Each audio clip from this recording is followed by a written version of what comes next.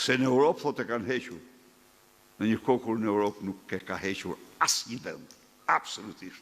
Çdo vend e ka rritur.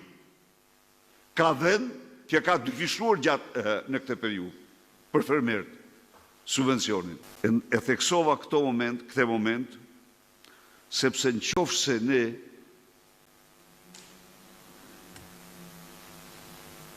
në një kryengritje paqësore të armatosur nuk i tregojmë vendin, nuk përmbysim këtë regjim, jo porti, por Shqipëria do t'jetë në rrokullisjen më të madhe.